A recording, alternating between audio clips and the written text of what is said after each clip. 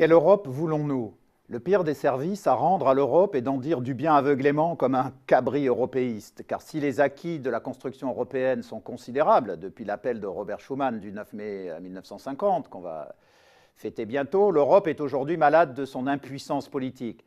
Si elle pèse 23% du PIB mondial et 15% des exportations mondiales devant les États-Unis, c'est le point clé, elle n'est qu'une masse inorganisée en puissance.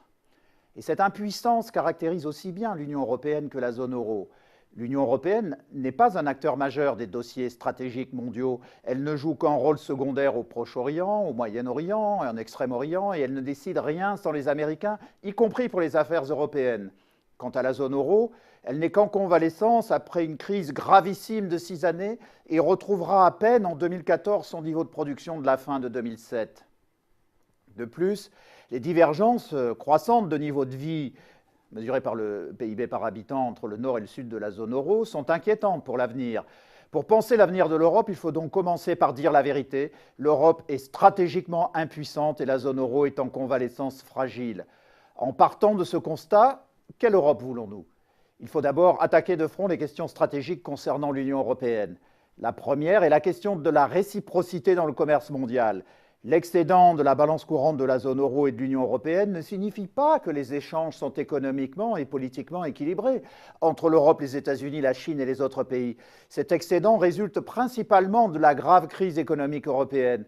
Si l'Union européenne ou la zone euro revenait à une croissance permettant de réduire le chômage, l'excédent disparaîtrait. Le point clé est qu'il n'y a pas de réciprocité dans les échanges. Les marchés publics américains, chinois, russes ou brésiliens ne sont pas aussi facilement accessibles pour les Européens que l'inverse.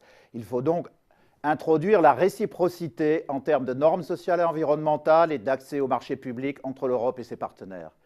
La deuxième question est celle de la politique de la concurrence trop court-termiste qui n'intègre pas suffisamment les nécessités du développement de technologies génériques européennes. Il ne s'agit pas de choisir évidemment les gagnants de la compétition industrielle, mais de s'assurer que l'Europe détient toutes les technologies clés pour forger son avenir. La troisième question est celle de la concurrence fiscale et sociale entre pays européens qui est insupportable si l'on prétend que l'Europe est un espace de souveraineté partagée. Il faut au minimum une coopération approfondie sur ces sujets avec des minima fiscaux et sociaux qui permettent d'encadrer cette concurrence. En ce qui concerne la zone euro, on sait qu'il ne peut pas y avoir de divorce durable entre souveraineté monétaire et souveraineté politique. Il faudra construire un gouvernement économique de la zone si on veut éviter la récurrence des crises. Un tel gouvernement n'a rien à voir avec la gouvernance punitive qui s'est mise en place depuis 2010. Le gouvernement économique, c'est l'optimisation des politiques monétaires, budgétaires et de change pour atteindre la croissance non inflationniste la plus forte possible. La gouvernance punitive, imposée par l'Allemagne et la Commission européenne, est un ensemble de normes et sanctions serrant la politique budgétaire des États, mais sans objectif d'optimisation des instruments de la politique économique. Le gouvernement économique de la zone euro doit être complété par la création d'un budget de la zone de 3% du PIB concernant les politiques de R&D et d'innovation, d'enseignement supérieur et d'infrastructures physiques, énergétiques et numériques de la zone, et par une coordination des politiques fiscales et sociales des pays membres de la zone, instaurant des minima fiscaux et sociaux dans ces pays. Par exemple, le taux d'impôt sur les sociétés ne doit pas être inférieur à 20% dans chacun des pays.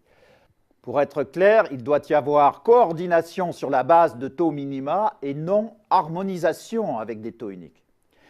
Le budget de l'Union européenne serait alors plafonné à 1% du PIB, on parle bien de l'Union européenne à 28, dont 35% des dépenses qui seraient affectées à la politique agricole commune. Donc il ne faut pas confondre le budget de l'Union européenne et celui de la zone euro.